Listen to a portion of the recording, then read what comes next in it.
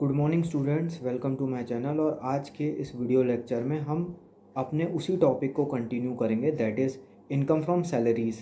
तो income from salaries वाली जो यूनिट जो हमने पिछले दो वीडियोस में जो हमने शुरू करी उसी को ही आगे हम कंटिन्यू करेंगे।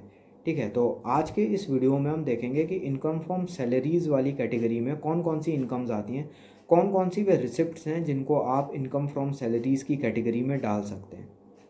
तो इनकम फ्रॉम सैलरीज़ वाली कैटेगरी में कौन कौन से रिसिप्ट्स को इंक्लूड करा जाएगा, किसको नहीं करा जाएगा, उसको आज हम डिस्कस करेंगे आज की इस वीडियो में। और आज का ये लेक्चर स्टार्ट करने से पहले मैं ये कहना चाहूँगा कि अगर आपने इनकम फ्रॉम सैलरी वाली इस सीरीज़ का अगर कोई भी वीडियो पीछे से स्किप कर दिया है तो उसको ज़रूर देखें, क्योंकि जब तक वो पिछले वीडियो आप नहीं देखेंगे आपका अभी का कंसेप्ट क्लियर नहीं होगा। क्योंकि मैं देख रहा हूँ पिछले वीडियोस को थोड़े कम व्यू मिले, इस वीडियो को थोड़े ज़्यादा व्यू मिले, तो उसी के बेसिस पे मैं ये चीज़ कह रहा हूँ। तो अगर आपने कुछ स्किप करा है तो उसको पहले ज़रूर देखिए, मैं ये कहना चाहूँगा। तो without any further delay start करते हैं आज का ये वीडियो लेक्चर।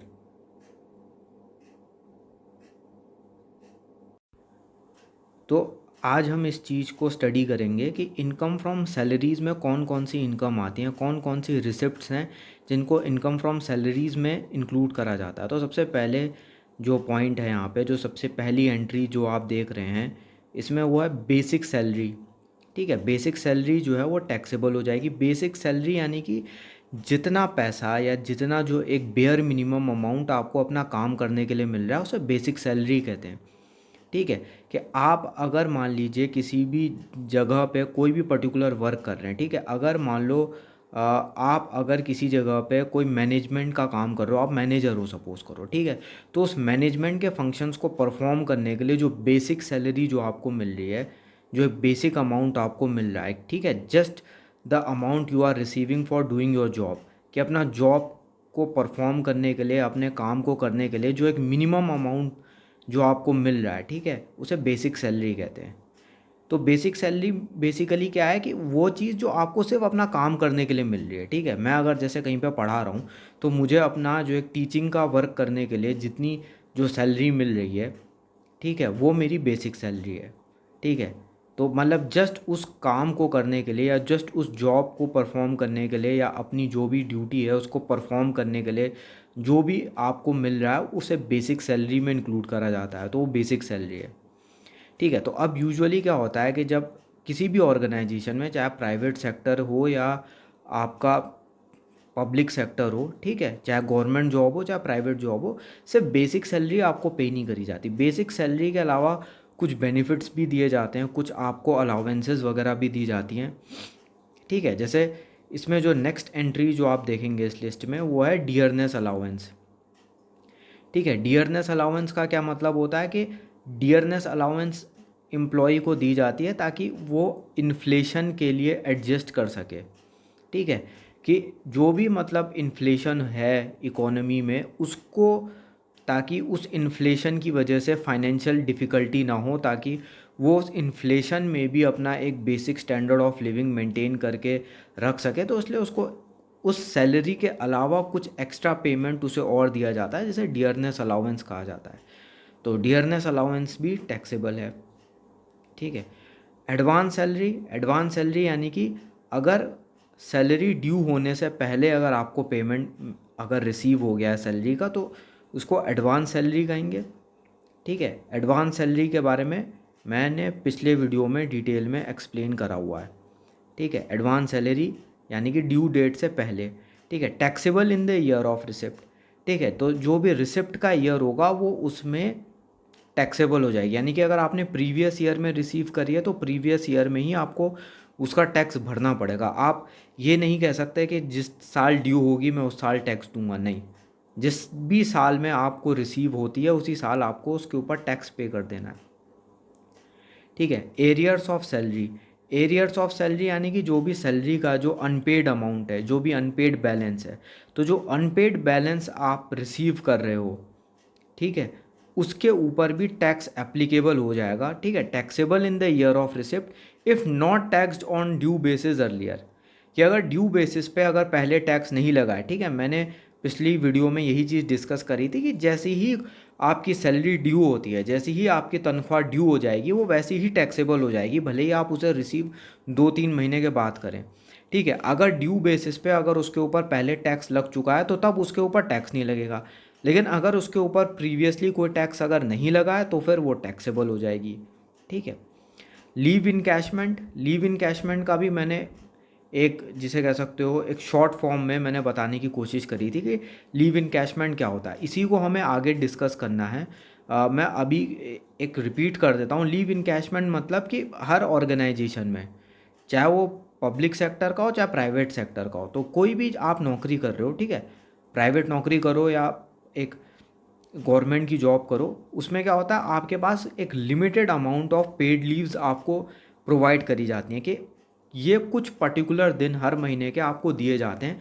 उन दिनों में क्या होता है कि आप लीव ले सकते हो और उसके लिए आपको जो है सैलरी में कोई कटौती नहीं फेस करनी पड़ेगी, आपको कोई सैलरी में कट फेस नहीं करना पड़ेगा। यूजुअली क्या होता है कि आप सैलरी आपकी कट हो जाती है अगर आपने जो है लीव लिया, लेकिन कुछ पेड लीव्स मिलती हैं कि मतलब आपने अगर उन पर्टिकुलर पेड लीव्स में या उन पर्टिकुलर उस पेड लीव के पीरियड में अगर आपने कोई भी लीव की फैसिलिटी का यूज़ करा है तो फिर आपकी सैलरी जो है वो डिडक्ट नहीं होती है। लेकिन अगर आपको मान लो पेड लीव मिली हुई है, ठीक है, लेकिन उस पेड लीव में भी आपने छुट्टी नहीं ली, तो उसकी जो सैलरी का जो भी उस दिन की जो सैलरी होती है वो आप उसको एनकैश कर सकते हो, उसको आप जो है एक्यूमुलेट कर सकते हो। ठीक है, एक्यूमुलेट करके मतलब आप उसको एक साथ कलेक्ट करके जब जॉब छोड़ोगे तो जॉब छोड़ते वक्त उसका पैसा आप एक साथ कलेक्ट कर सकते हो। ठीक है, तो लीव इनकैशमेंट के बारे में हम आगे डिटेल में इसको डिस्कस करेंगे। अभी बस इतना समझ लीजिए कि जो भी लीव इनकैशमेंट होता है वो टैक्सेबल है।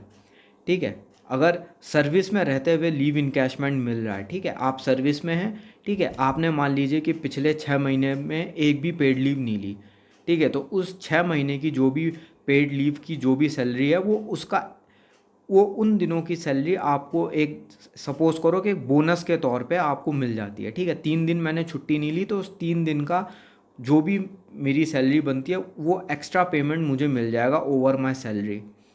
ठीक है, तो उसको लीव इनकैशमेंट बोला जाता है। तो मैं अगर इन सर्विस रहते हुए अगर मैं उसको एनकैश करता हूँ तो वो टैक्सेबल है। Leave encashment at the time of retirement और at the time of leaving job, यानी कि आप जॉब छोड़ते समय या आप अगर रिटायर हो रहे हो, आप गवर्नमेंट एम्प्लॉय हो, आप रिटायर हो रहे हो, रिटायर होते समय आपने जो भी आपकी छुट्टियां जो एक्यूमुलेट हुई हैं, जो भी आपकी छुट्टियां जो कलेक्ट हुई हैं, उन छुट्टियों का जो भी, जिसे कह सकते हो, जो एक लंप सम अमाउंट जो बन रहा है, आप एक साथ उसको एनकैश कर रहे हो।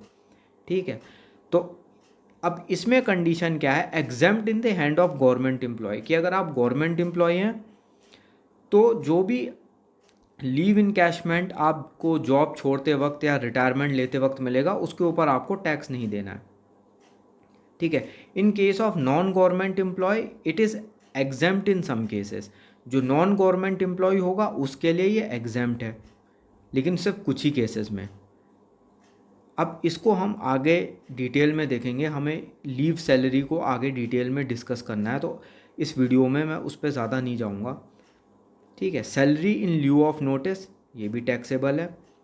सैलरी टू पार्टनर, ये टैक्सेबल नहीं होती। ठीक है, ये profits and gains of business and profession, ये इस कैटेगरी में टैक्सेबल होगी। टैक्सेबल होती है ये, इसके ऊपर टैक्स लगेगा, लेकिन सैलरी की कैटेगरी के ऊपर टैक्स नहीं लगेगा। इस पर जो टैक्स लगेगा उसके लिए एक अलग कैटेगरी बनाई गई है, उसे कहते हैं profits and gains of business और प्रोफेशन। ठीक है, तो ये जब हम profits and gains of business and profession की यूनिट जब हम कवर करेंगे तब इस पे हम आगे डिटेल में डिस्कस करेंगे कि इस कैटेगरी में कौन कौन सी रिसिप्ट्स आती हैं। ठीक है, तो उसके बाद फीस एंड कमीशन। फीस यानी कि अगर कोई एक्स्ट्रा कोई फीस अगर मिलती है आपको या कमीशन मिलता है। ठीक है, कमीशन यूजुअली उन लोगों को मिलता है जो मार्केटिंग या जो सेल्स का काम करते हैं, जो सेल्समैन होते हैं मोस्टली उनको मिलता है कमीशन। तो जो भी फीस या कमीशन अगर मिल रहा है, ठीक है, जो भी मार्केटिंग से रिलेटेड जो लोग जॉब करते हैं उनको अक्सर कमीशन पे करा जाता है, तो कमीशन भी टैक्सेबल होता है। बोनस बोनस भी जो है टैक्सेबल होता है, bonus is also taxable. Gratuity, ठीक है, ग्रेचुइटी के बारे में भी मैं एक अपनी प्रीवियस वीडियो में मैं बता चुका हूँ। ग्रेचुइटी के बारे में क्या कहा गया है, exempt in the hands of government employ, in case of non government employ it is exempt in some cases. कि जो गवर्नमेंट एम्प्लॉय है अगर वो जब ग्रेचुइटी रिसीव करेगा तो उसको टैक्स नहीं देना है उसके ऊपर, और अगर जो नॉन गवर्नमेंट एम्प्लॉय है, कोई अगर प्राइवेट सेक्टर का एम्प्लॉय है, तो वो एग्जेम्प्ट हो भी सकता है, नहीं भी हो सकता है, डिपेंडिंग अपॉन सर्कमस्टांसेस। ठीक है। उसके बाद नेक्स्ट पॉइंट है मंथली पेंशन। मंथली पेंशन अगर मिलती है किसी को, ठीक है, मंथली पेंशन जैसे कि जो गवर्नमेंट एम्प्लॉय होते हैं, ठीक है, उनको हर महीने जो पेंशन मिलती है या जिसको अनकम्यूटेड पेंशन कहा जाता है, तो वो टैक्सेबल होती है। कि अगर पेंशन अगर हर महीने मिल रही है तो उसके ऊपर टैक्स पे करना पड़ेगा। तो अगर आप एक रिटायर्ड गवर्नमेंट एम्प्लॉय हैं, आपको मंथली पेंशन मिल रही है, तो आपको उसके ऊपर टैक्स देना पड़ेगा, आपकी टैक्स लायबिलिटी बनती है। अब दूसरा अमाउंट है lump sum pension, lump sum payment of pension, ठीक है, या जिसको कम्यूटेड पेंशन कहा जाता है। लमसम पेमेंट का मतलब है कि एक लमसम अमाउंट रिटायरमेंट के टाइम पे रिसीव कर रहा है एम्प्लॉय की, ठीक है। कोई एम्प्लॉय जब रिटायर हो रहा है तो अपने रिटायरमेंट के टाइम पे जो भी लमसम अमाउंट जो वो रिसीव कर रहा है उसको कम्यूटेड पेंशन कहा जाएगा। अब इसका क्या स्टेटस है, exempt in the hands of a government employ, in case of non government employ it is exempt in some cases.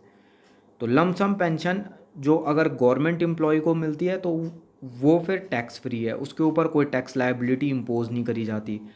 अगर कोई नॉन गवर्नमेंट एम्प्लॉय यानी कि अगर कोई प्राइवेट सेक्टर का एम्प्लॉय है तो it can be exempt depending upon circumstances.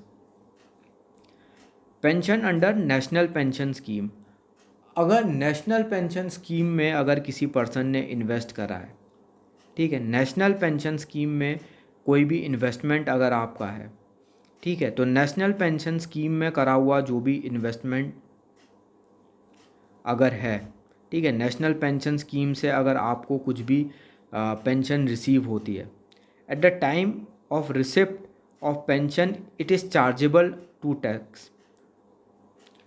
ठीक है, कि जब भी आप रिसीव करोगे नेशनल पेंशन स्कीम के अंडर तो वो चार्जेबल है टैक्स में। ठीक है, अगर आपने नेशनल पेंशन स्कीम में अगर इन्वेस्ट करा है, वहाँ से अगर आपको कुछ भी पेंशन अगर रिसीव हो रही है तो रिसीव करते वक्त उसके ऊपर टैक्स एप्लीकेबल हो जाएगा। Annual accretion to credit balance in recognised provident fund. ठीक है, प्रोविडेंट फंड के बारे में भी मैं बता चुका हूँ। प्रोविडेंट फंड यूजुअली क्या होता है कि एक एम्प्लॉई के लिए एक सेविंग की तरह होता है, जैसे सेविंग बैंक अकाउंट होता है, ये भी कुछ उसी की तरह होता है। ठीक है, उसमें क्या होता है कि कुछ पोर्शन जो है उसमें एम्प्लॉयर, कुछ पोर्शन जो है उसमें एम्प्लॉयर कंट्रीब्यूट करता है। ठीक है, जो भी एम्प्लॉयमेंट प्रोवाइड कर रहा है आपका पर्सन, जो भी पर्सन एम्प्लॉयमेंट प्रोवाइड कर रहा है वो कंट्रीब्यूट करेगा और कुछ एम्प्लॉय कंट्रीब्यूट करेगा। ठीक है, और बाद में जब भी ज़रूरत पड़ती है अगर किसी भी एम्प्लॉय को पैसों की, तो वो उस प्रोविडेंट फंड से पैसे निकाल सकता है, या फिर जब वो रिटायर होगा तो रिटायरमेंट के टाइम पे उसे वो सारा अमाउंट वो लमसम विड्रॉ कर सकता है। ठीक है, अब इसमें क्या है, excess of employer's contribution over 12% of salary is taxable. अब मैंने पिछले वीडियो में भी इस बात को बताया था कि जो भी आपका एम्प्लॉयर कंट्रीब्यूट कर रहा है आपके बिहाफ पे किसी भी रिकॉग्नाइज्ड प्रोविडेंट फंड में, ठीक है, अगर आपके बिहाफ पे आपके ओर से अगर किसी भी एम्प्लॉयर ने कंट्रीब्यूशन करा है किसी भी रिकॉग्नाइज्ड प्रोविडेंट फंड में, ठीक है, तो जो भी एम्प्लॉयर का कंट्रीब्यूशन 12% से ज़्यादा है सैलरी का, तो 12% तक तो एग्जेम्प्ट है, 12% से ऊपर जो भी जाएगा उसके ऊपर टैक्स एप्लीकेबल हो जाएगा। वो बेसिकली आपकी इनकम की तरह उसको ट्रीट करा जाएगा। ठीक है, अगर मान लीजिए मैं एक एम्प्लॉयर हूँ, ठीक है, और मैं आपकी सैलरी का लगभग 15% मैं आपकी ओर से कंट्रीब्यूट करता हूँ किसी भी प्रोविडेंट फंड में, ठीक है, तो मान लीजिए 10% आपकी सैलरी से डिडक्ट होके वो आपकी ओर से कंट्रीब्यूट हो रहा है, फिर 15% मान लो सपोज़ करो मैं अपनी ओर से कंट्रीब्यूट कर रहा हूँ। ठीक है, मैं अगर अपनी ओर से कर रहा हूँ, ठीक है, आपकी सैलरी का लगभग 15% मैं अपनी ओर से कंट्रीब्यूट कर रहा हूँ, तो 12% तक तो वो टैक्स फ्री है, 12% तक में तो कोई टैक्स लाइबिलिटी नहीं है। जो भी 12% से ऊपर जो भी कंट्रीब्यूशन दे रहा है, ठीक है, तो यहाँ पे मैं आपकी सैलरी का 15% दे रहा हूँ, ठीक है, तो 12% पे टैक्स नहीं लगेगा। जो रिमेनिंग 3% है वो फिर टैक्स के दायरे में आ जाएगा, उसके ऊपर टैक्स लायबिलिटी इंक्लूड हो जाएगी। मैंने जैसा कि अपने पिछले वीडियो में बताया था कि जो भी कंट्रीब्यूशन आपका एम्प्लॉयर आपकी ओर से कर रहा है किसी भी प्रोविडेंट फंड में या किसी भी अन्य फंड में या किसी भी जगह पे, वो अगर आपकी ओर से कंट्रीब्यूट कर रहा है तो वो आपकी इनकम की तरह ही ट्रीट करा जाता है। उसको ये मान के चला जाता है आपकी इनकम ही है, वो आप ही की इनकम है। ठीक है, excess of interest over notified interest is taxable. ठीक है, नोटिफाइड अगर जो रेट ऑफ इंटरेस्ट है, ठीक है, नोटिफाइड रेट ऑफ इंटरेस्ट अभी 9.5% है, तो 9.5% से ऊपर भी ये टैक्सेबल होगा।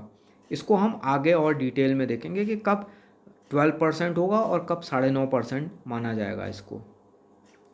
दूसरी चीज़ होती है यहाँ पे रिट्रेंचमेंट कंपनसेशन। रिट्रेंचमेंट कंपनसेशन का मतलब है कि अगर किसी भी पर्सन को रिट्रेंच करा जाता है, ठीक है, रिट्रेंचमेंट का मतलब है जब किसी भी ऑर्गेनाइजेशन में वर्क फोर्स को कम करा जाता है, ठीक है, वर्क फोर्स को की जिसे कह सकते हो छटनी करना, जिसे कह सकते हो कि आप एक्सेस, आपको लगता है मैं एक एम्प्लॉयर हूँ, मुझे लगता है कि मेरे पास वर्क फोर्स बहुत एक्सेस हो गई है, या मेरी अभी कंपनी की इतनी कंडीशन इतनी अच्छी नहीं है कि मैं इतने सारे वर्कर्स को मैं एम्प्लॉय कर सकूँ, तो उसमें से कुछ वर्कर्स को मैं रिमूव कर दूंगा अपनी सर्विस में से, ठीक है, ताकि कंपनी के ऊपर कोई भी अननेसेसरी का बर्डन ना आए। ठीक है, तो जो भी ऐसे पर्सन जिनकी सर्विसेज कम जिसे कह सकते हो ख़त्म कर दी जाती हैं कंपनी के द्वारा ड्यू टू फाइनेंशियल रीजंस, तो उसको रिट्रेंचमेंट कहा जाता है। ठीक है, रिट्रेंचमेंट में डिसमिसल नहीं आता है। ठीक है, रिट्रेंचमेंट अगर आप किसी को कोई डिसिप्लिनरी एक्शन ले रहे हो किसी के ऊपर, ठीक है, किसी को अगर एक पनिशमेंट देने के लिए अगर आपने किसी को जॉब से निकाला है या उसकी परफॉर्मेंस अच्छी नहीं है इसलिए जॉब से निकाला है, या कोई भी अन्य रीज़न की वजह से जॉब से निकाला है, तो वो फिर रिट्रेंचमेंट नहीं कहलाता। रिट्रेंचमेंट तब कहलाता है कि अगर आपकी कंपनी की अगर फाइनेंशियल कंडीशन अच्छी नहीं है, ठीक है, आपको लगता है आप इतने सारे एम्प्लॉयज़ को एक साथ आप एम्प्लॉय नहीं कर सकते, ठीक है, तो कुछ वर्कफोर्स में से आपको लोगों को रिमूव करना पड़ेगा। तो जो लोग रिमूव हो रहे हैं, जो लोग रिट्रेंच हो रहे हैं, उनको कंपनसेशन पे करना पड़ता है, तो उसी को ही रिट्रेंचमेंट कंपनसेशन कहते हैं। Exempt from tax to the extent of the least of the following, कि इन ए या बी में से, ठीक है, ए या बी पॉइंट में से जो सबसे लीस्ट होगा, जो सबसे कम होगा, वो एग्जेम्प्ट होगा। ठीक है, एग्जेम्प्ट कौन सा अमाउंट होगा, जो अगर ए या बी में से जो कम है। ए में क्या कहा गया, amount calculated under section 25F of industrial dispute act. ठीक है, अब इसमें आपको इंडस्ट्रियल डिस्प्यूट एक्ट देखना पड़ेगा। इंडस्ट्रियल डिस्प्यूट एक्ट के section 25F sub clause B में क्या कहा गया है कि किस तरह से कैलकुलेट होता है। And amount specified by the government that is ₹5 lakh, कि अगर 5 लाख रुपए है या जो भी amount section 25F sub clause B के अंडर कैलकुलेट करा गया, दोनों में से जो लेस होगा वो एग्जेम्प्ट हो जाएगा। ठीक है, रेम्यूनरेशन फॉर एक्स्ट्रा ड्यूटी। ठीक है, कोई भी एक्स्ट्रा वर्क आपने करा, कोई भी आपने ओवर टाइम करा, या कोई भी एक्स्ट्रा कहीं पे कोई भी ड्यूटी अगर आपने करी है, उसके लिए कुछ एक्स्ट्रा पेमेंट आपको मिला है, तो वो टैक्सेबल है। Compensation received under voluntary retirement scheme, ये भी मैं डिस्कस कर चुका हूँ। ठीक है, वॉलंटरी रिटायरमेंट स्कीम यानी कि आपकी रिटायरमेंट की एज आने से पहले, रिटायरमेंट का एक ड्यूरेशन आने से पहले, उसकी तय समय सीमा आने से पहले अगर कोई पर्सन रिटायरमेंट ले लेता है तो उसे वॉलंटरी रिटायरमेंट स्कीम कहा जाता है। ठीक है, ये एग्जेम्प्ट होती है कुछ केसेस में, कुछ केसेस में एग्जेम्प्ट नहीं होती है। Profits in lieu of salary, profits in lieu of salary का मतलब है सैलरी के बदले में प्रॉफिट में से कुछ पोर्शन दे देना। इन ल्यू ऑफ का मतलब होता है उसकी जगह पे, इन प्लेस ऑफ, तो वो भी टैक्सेबल है। सैलरी फ्रॉम यूएनओ, ठीक है, कि अगर कोई पर्सन यूएनओ में जॉब कर रहा है तो उसकी सैलरी टैक्सेबल नहीं होती। ठीक है, जितने भी इंटरनेशनल ऑर्गेनाइजेशंस होते हैं यहाँ पे काम करने वाले लोगों की सैलरी टैक्सेबल नहीं होती। उसके बाद एक छोटा सा एक क्विक लुक कि किस तरह से इसकी कैलकुलेशन कैसे करी जाती है, एक टैक्सेबल इनकम को किस तरह से कैलकुलेट करा जाता है। क्योंकि आप जो भी है स्टूडेंट्स देख रहे हैं इस वीडियो को, वो सब के सब लॉ के स्टूडेंट्स हैं। ये वीडियो मैंने लॉ के स्टूडेंट्स जो हैं, जो BLLB कर रहे हैं, LLB कर रहे हैं, उनको ध्यान में रख के बनाई है। तो LLB या BLLB के कोर्सेज में यूजुअली प्रैक्टिकल क्वेश्चंस नहीं होते हैं। प्रैक्टिकल क्वेश्चन से ज़्यादा आपको फोकस करना है कि लॉ में क्या कहा गया है, उसके पर्टिकुलर सेक्शन में क्या कहा गया, प्रोविजंस क्या कहते हैं, लीगल प्रोविजंस क्या डिस्क्राइब कर रहे हैं, तो उस पर फोकस करना है आपको। ठीक है, लेकिन फिर भी आपको एक नॉलेज होनी चाहिए, इसलिए आपको मैं बता रहा हूँ किस तरह से कैलकुलेट करा जाता है। सबसे पहले सैलरी से, जो भी आपकी बेसिक सैलरी से आने वाली इनकम वो आएगी। फिर उसके बाद आपके अलाउंसेस आ जाते हैं। अलाउंसेस मैं बता चुका हूँ, जो भी एक्स्ट्रा पेमेंट मिलता है आपको बेसिक सैलरी के ऊपर। फिर वैल्यू ऑफ परक्यूजिट्स, परक्यूजिट्स यानी कि जो भी एक्स्ट्रा बेनिफिट्स जो भी आपको मिल रहे हैं, जैसे अगर एम्प्लॉयर ने आपको एकोमोडेशन प्रोवाइड कर रखा है या एम्प्लॉयर ने आपको कोई कंपनी कार की फैसिलिटी दी हुई है, ठीक है, तो इन सब की क्या वैल्यू है। ठीक है, तो ये सब मिला के आपकी जो अमाउंट आता है उसे कहते हैं ग्रॉस सैलरी। उसके बाद ग्रॉस सैलरी में से कुछ डिडक्शन आपको मिलते हैं। ठीक है, सेक्शन 16 में हम इसमें देखेंगे कौन कौन से डिडक्शन है। उसमें से एंटरटेनमेंट अलाउंस का भी डिडक्शन मिलता है। और अगर कोई प्रोफेशनल टैक्स है, ठीक है, अगर कोई प्रोफेशनल टैक्स, कुछ स्टेट गवर्नमेंट के पास राइट होता है कि वो कुछ प्रोफेशनल टैक्स इम्पोज कर सकता है। अगर वो प्रोफेशनल टैक्स ऑलरेडी पे करा गया है तो वो डिडक्ट हो जाएगा। लास्ट में आपकी टोटल इनकम आएगी सैलरीज़ की, कि आपने सैलरीज़ में से कितना अर्न करा। तो स्टूडेंट्स, मुझे उम्मीद है कि आपके कंसेप्ट्स क्लियर हो गए होंगे इस वीडियो में। और जाने से पहले मैं एक बार यही बात कहना चाहूँगा कि अगर पिछला आपने कोई भी वीडियो स्किप करा है तो उसको ज़रूर देख लें, क्योंकि जब तक पीछे का वो कंसेप्ट आपको क्लियर नहीं होगा, आपको इस वीडियो के कंसेप्ट समझ में नहीं आएंगे। तो कुछ भी स्किप ना करें। पीछे की अगर कोई वीडियो आपने अगर स्किप करी है तो उसे एक बार ज़रूर देख लें। और उसी के साथ आपके कोई भी डाउट्स हैं तो नीचे कमेंट्स में ज़रूर मुझे लिख के बताएं। मैं कोशिश करूँगा सभी कमेंट्स के रिप्लाई करने की। और हम मिलेंगे अगले वीडियो लेक्चर में। तब तक के लिए थैंक यू फॉर वॉचिंग।